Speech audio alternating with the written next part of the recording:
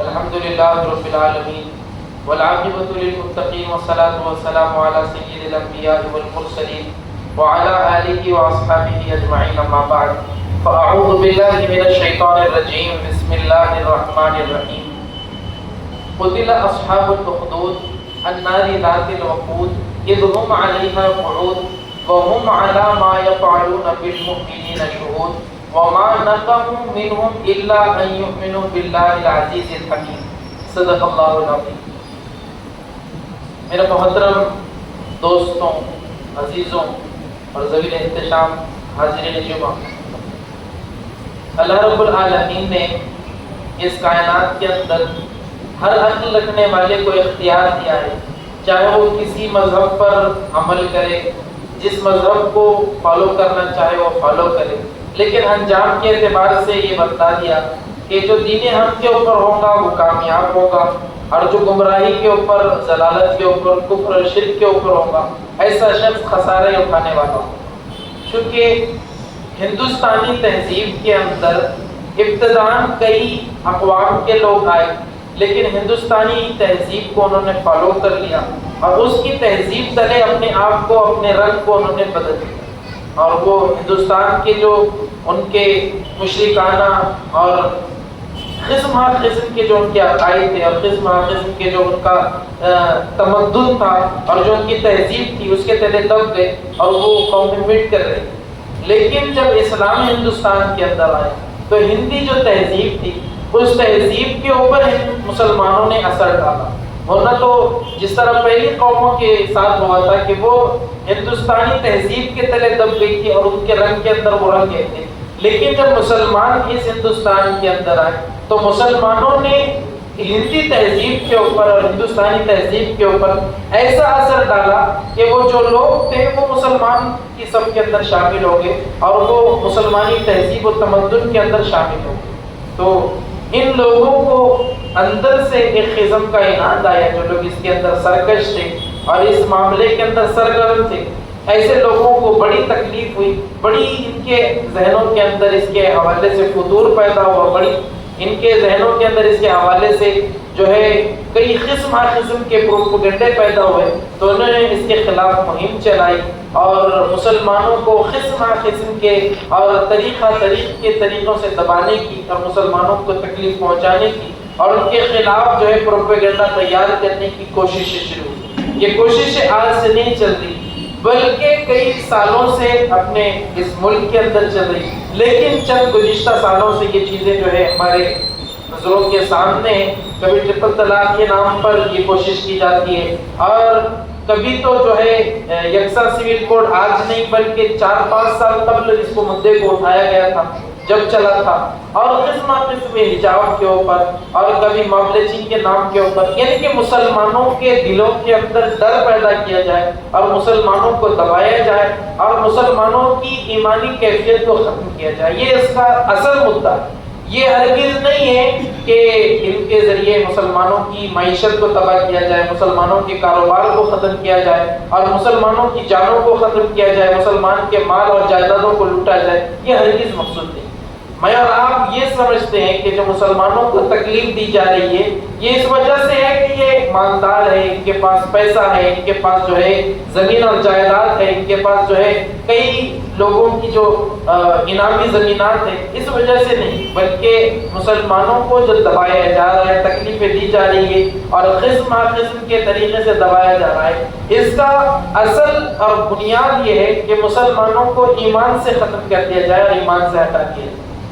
اس کا مقصد ہرگز یہ نہیں ہے کہ مسلمانوں کی مال کے اوپر ان کی نظر ہے، جائیدادوں کے اوپر نظر ہے، مسلمانوں کی جان کے اوپر نظر ہے، بلکہ ان کا مقصود یہ ہے کہ مسلمانوں کو اسلام سے ہٹا دیا جائے، مسلمانوں کو جو ہے ایمان سلب کر دیا جائے، اس لیے کہ وہ بھی جانتے ہیں، جو لوگ اس کے اندر فکر مند ہیں ان کو معلوم ہے کہ ایمان کے ساتھ اگر یہ دنیا سے جائیں گے تو یہ کامیاب ہے، اور اگر ایمان کے ساتھ نہیں جائیں گے تو یہ تو نقصان دہ ہے۔ تو یہ یہ چاہتے ہیں کہ کس طرح مسلمانوں کو نقصان کیا جائے، کس طرح ان کو خسارے کے اندر ڈالا جائے، کس طرح ان کو جو ہے تباہ و برباد کر دیا جائے۔ اس لیے انہوں نے نئے نئے قسم کے اور الگ الگ طریقے کے پروپیگنڈے پیدا کیے اور طریق سے مسلمانوں کو ستانے کی، دھمکانے کی، ڈرانے کی، ان کے دلوں کے اندر جو ہے گھبراہٹ پیدا کرنے کی کیفیات شروع کی۔ تو اس لیے ہماری ذمہ داری ہے، سب سے پہلا ہمارا فریضہ ہے کہ ہم اپنے دل سے ڈر کو نکالیں۔ آج یہ جو UCC کا معاملہ آیا سامنے ہے، یونیفارم سول کوڈ، یہ بھی اس لیے کہ مسلمانوں کو ڈرایا جائے،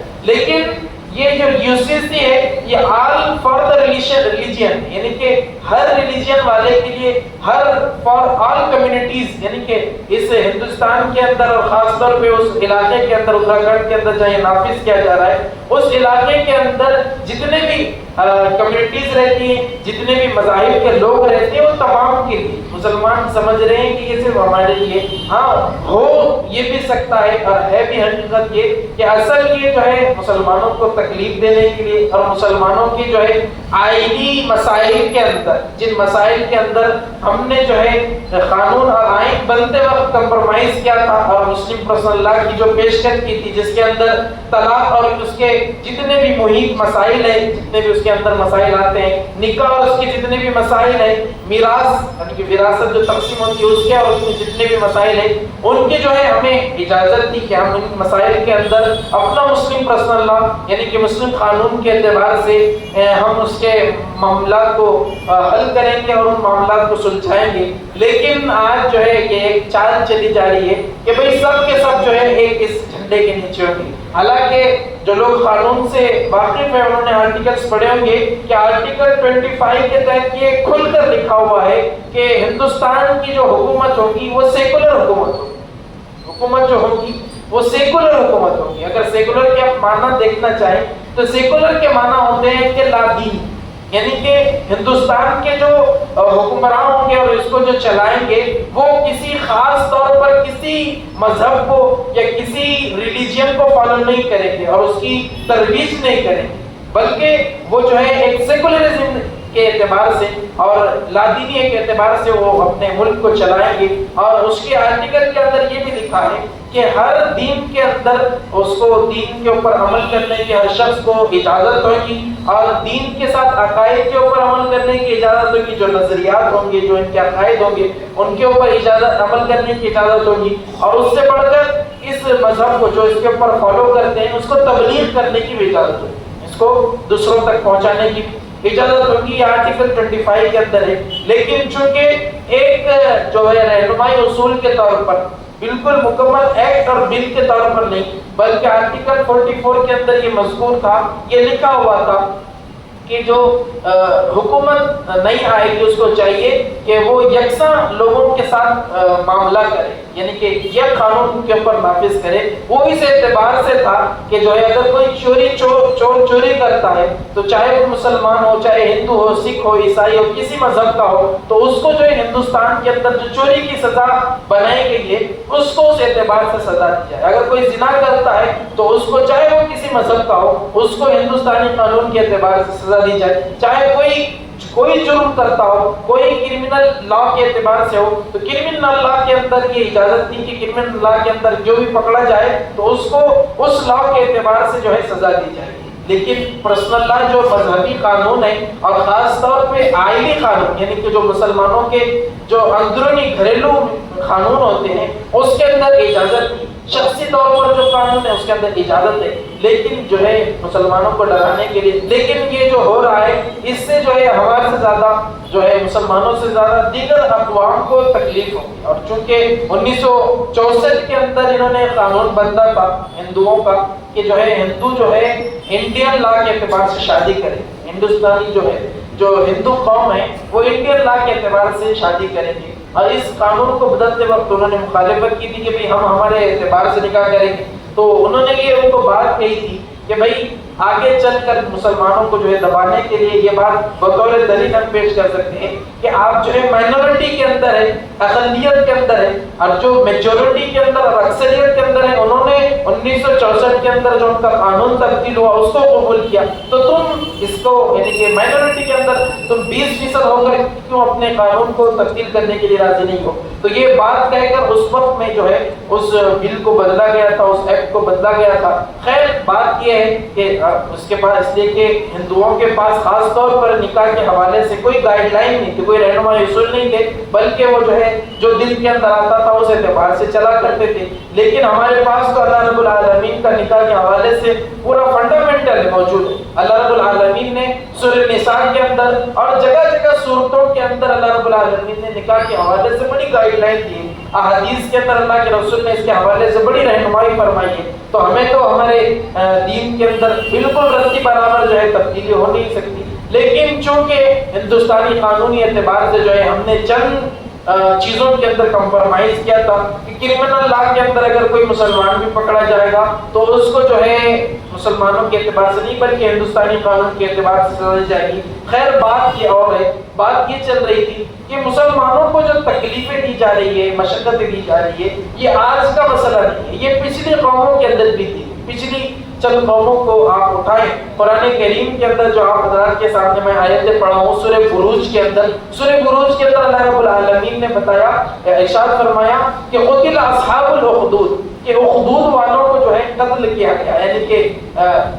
واقعہ بڑا تفصیل سے محدثین نے اس کو بڑے تفصیل سے بیان کیا ہے، لیکن چونکہ اس سے پہلے بھی اس واقعے کو آپ حضرات کے سامنے رکھا ہوں، لیکن مختصر یہ ہے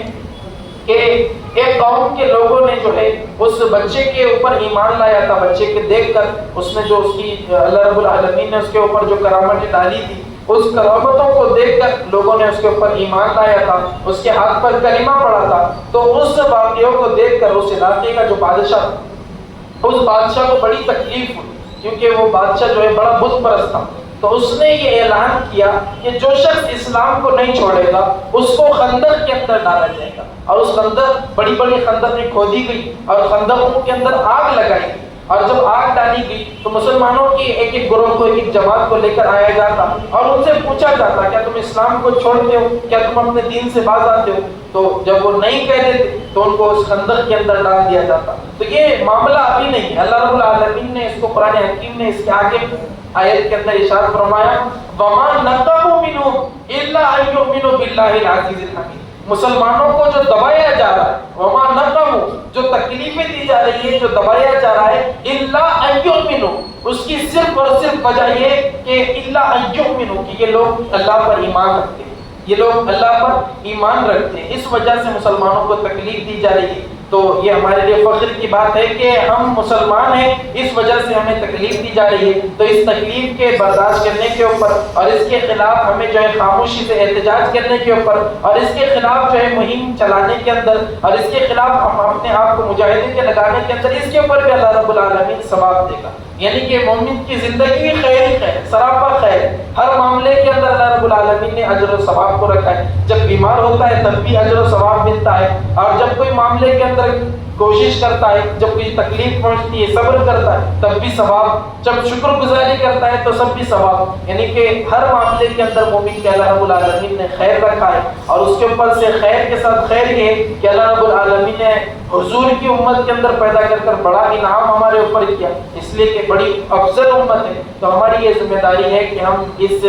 جذبے کے اندر لگے اور اپنے آپ کو، اپنے خاندانوں کو، اور اپنے خاص طور پہ گھر کی جو خواتین ہیں اور جو نونہال بچے، چھوٹے بچے ہیں، ان کے دلوں کے اندر ایمان کے عقائد کو پختہ کرنے کی کوشش کریں، اپنے بچوں کے اندر خاص طور پہ۔ اگر ہم اس کی کوشش نہیں کریں گے تو چند سالوں کے اندر جو ہے یہ حکومت جو مزاج بنا رہی ہے، تو یہ ایسا مزاج بنا رہی ہے کہ آنے والی نو نسل کو تعلیمی اعتبار سے، نئی تعلیمی پالیسی کے اعتبار سے تو انہوں نے بچوں کو لادینی بنانے کا عزم کر رکھا ہے کہ جو ہے نئے بچوں کو دین کا علم نہیں ہوگا، وہ ایمان سے کوسوں دور ہوں گے، برائے نام تو نام ان کا محمد ہوگا، لیکن کلچر اور مزاج کے اعتبار سے وہ بالکل مغربی بن جائیں گے اور انگریز جن کلچر کو فالو کرتے ہیں اس کلچر کو فالو کرنے والے بن جائیں گے، ایسا مزاج ہوگا۔ تو ہماری ذمہ داری ہے کہ ہم جو ہے ان چیزوں سے تھوڑا سا احتیاط کریں اور بالکل اس طرح کے جوش میں نہ آئے جس سے ہم اپنے آپ کو نقصان پہنچائیں، بلکہ اس طرح کے خاموش طریقے سے ہم جو ہے اپنا احتجاج درج کریں۔ مسلم پرسنل لا کے ذریعے سے جو گائیڈ لائن آئی ہے کہ جو ہے گوگل کے ذریعے وہ QR اسکین کر کر جو ہے اپنا احتجاج درج کرنا ہے، اس اعتبار سے جو ہے آپ اپنا احتجاج درج کریں۔ ہر جگہ پر جو ہے واٹس ایپ کے اوپر بھی اس کی جو ہے لنک آ رہی ہے اور مدرسے کے باہر بھی جو پوسٹر لگا ہوا ہے اس کے اوپر بھی QR اسکین کر کے آپ جو ہے اپنا احتجاج درج کر سکتے ہیں۔ اللہ رب العالمین ہم تمام کو ان کہی گئی باتوں کے اوپر عمل کرنے کی توفیق عطا فرمائے اور ایمان کے ساتھ زندگی گزارنے کی اور ایمان کے اوپر خاتمہ بالخیر کی توفیق عطا فرمائے۔ آمین وآخر دعوانا الحمدللہ۔